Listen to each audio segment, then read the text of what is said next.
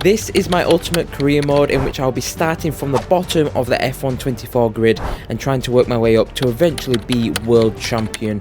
But along the way, there'll be challenges for each season through this random wheel just to make it that bit harder. So let's get started. So for episode 2's spin of the wheel, it landed on we have to leave our current team if it is in the top 3 in car development by the end of the year, plus we are not allowed to join a top 3 team either, which for season 3 is going to be pretty hard to win the world title in with a mid-table car. But as like episode 1, we had to leave Haas at the end of the season, and for season 2 we actually joined Aston Martin, which is a massive step up from Haas after replacing Lance Stroll at the team after his dad sold all his shares in Aston Martin and instead decided to fund him just to join Haas. Other driver moves are Lando Norris, who decided to ditch McLaren after their awful year and partner up with Max at Red Bull to make, I would say, the best driver lineup in the field, meaning Sergio Perez took Lando's seat at McLaren and returned back to his old team. But for season 2 and potentially our one and only year at Aston Martin started somewhat like a dream. Bahrain was the first race and out of nowhere somehow managed to put it on pole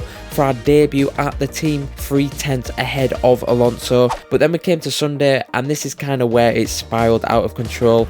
We had decent pace and led for the first quarter of the race until Alonso decided to play his little games and brought out a red flag after spinning, but somehow still stayed in the race after, and with some rookie tendencies still in me, unfortunately put on the wrong tyres for the restart and pretty much got swamped. We ended up finishing the race in 4th, but I'll take a lot of positives out of that weekend. We then came to Monaco and it was rather a big surprise this weekend, mostly due to us somehow winning it. All the weekend we had great pace, we put it on pole 2/10 ahead of Alonso and then pretty much led it from start to finish as you would in Monaco with 0 mistakes. This was just a massive surprise to me after last year's performance finishing last, but somehow became our maiden win in Formula 1. The next few races to the halfway point were pretty average after that, with the car not really showing great pace compared to the Red Bulls.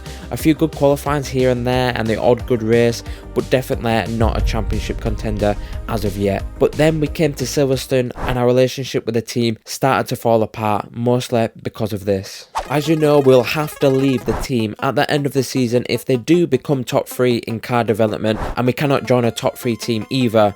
And as of Silverstone, the team is currently in 3rd. So I came into a little bit of a dilemma, as also Ferrari decided to approach me for the team next season, and seeing it is Ferrari and you cannot say no to them, I continued the talks and set my mind on leaving Aston Martin for next season as long as they don't achieve top 3 in R&D. However, Aston Martin eventually did find out about the secret meetings with Ferrari, resulting in our recognition going down to 35%, and after a couple terrible races from me and somehow now Alonso magically outperforming us, spun our season around massively with the potential to sever ties with the team but still not get a seat at Ferrari.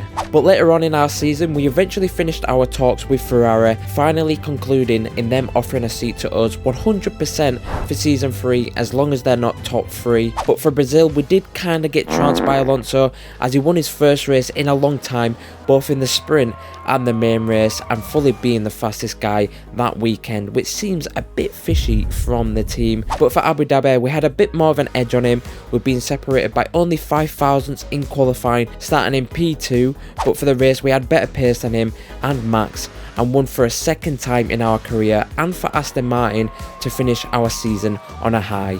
We finished season 2 with 137 points, finishing 3rd in the drivers, which is a great achievement, and also 2nd in the constructors for Aston Martin. We also had a clean sweep against Alonso in the rivalry, being 5-0 to me, even though it did turn around later in the season, and finishing our rating at 80. But that's it for season 2, and you can kind of guess where we're going to end up for next season.